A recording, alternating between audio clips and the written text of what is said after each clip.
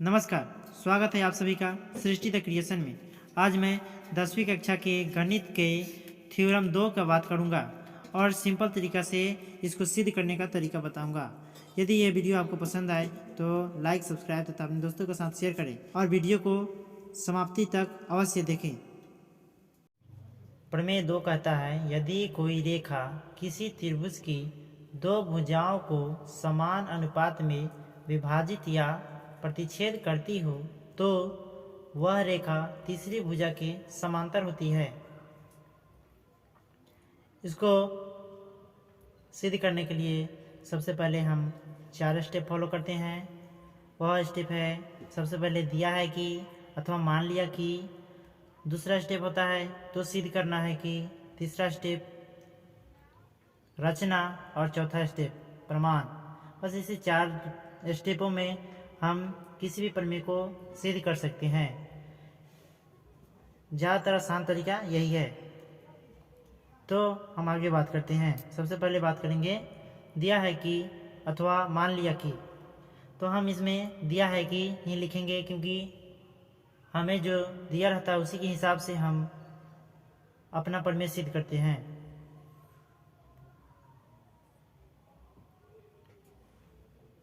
सर्वप्रथम दिया है कि ABC एक त्रिभुज है जिसमें DE रेखा AB तथा AC को इस प्रकार विभाजित करती है कि AD बटा DB बराबर AE बटा EC।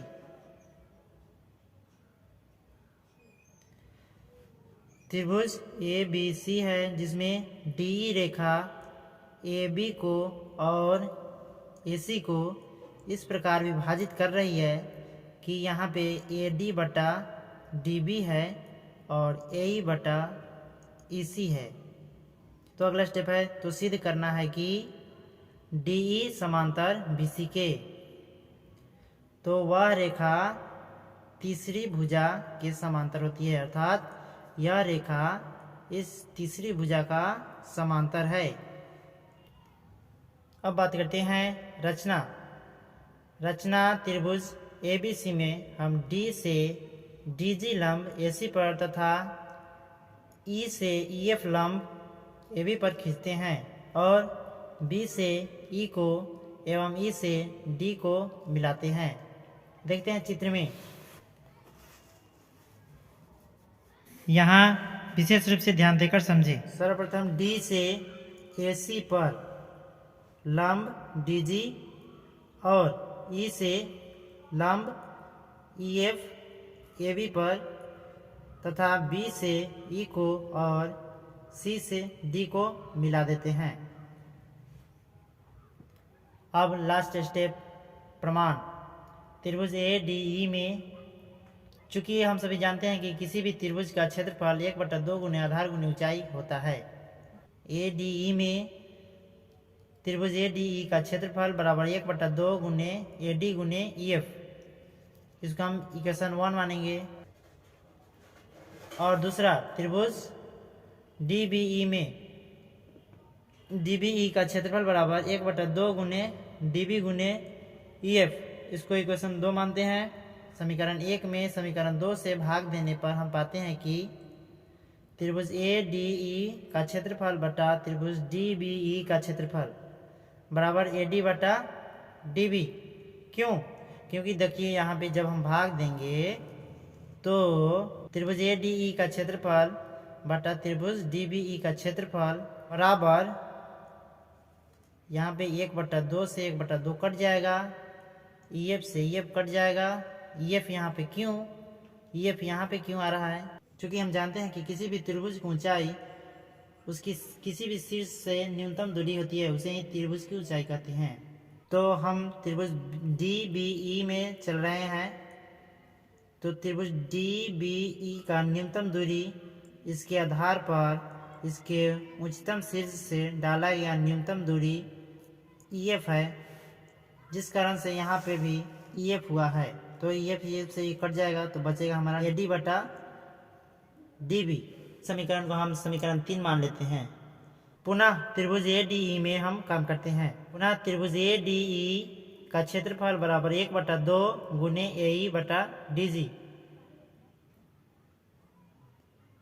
एंड त्रिभुज DCE का क्षेत्रफल बराबर 1/2 गुने EC गुने DG। यहाँ पे DG क्यों? क्योंकि वही वाली बात, त्रिभुज ADE का क्षेत्रफल बराबर AE 1/2 गुने AE गुने DG। इसी प्रकार त्रिभुज CE का क्षेत्रफल बराबर EC गुने DG। क्यों? क्योंकि यहाँ से इसकी सबसे न्यूनतम दूरी है, इसके आधार पर डाला गया लंब सबसे न्यूनतम दूरी है उच्चतम शीर्ष से। ओके, इसलिए दोनों समीकरण 4 में समीकरण 5 से भाग देने पर हमें प्राप्त होता है कि त्रिभुज ADE का क्षेत्रफल बटा त्रिभुज DCE का क्षेत्रफल बराबर 1 AE बटा EC। इसको समीकरण 6 मानेंगे। माफ करें, जल्दी जल्दी में थोड़ा मिस्टेक हो ही जाता है। यहाँ पर जब भाग देंगे तो हमारा ये बच जाएगा ADE का क्षेत्रफल बटा DCE का क्षेत्रफल। फिर यहाँ पे जब बटा लगाएंगे तो 1/2 से 1/2 कट जाएगा, DG से DG कट जाएगा। DG कैसे होता है चित्र में दिखा चुके हैं, इसलिए AE बटा EC बच जाएगा। तो चलिए अब आगे देखते हैं।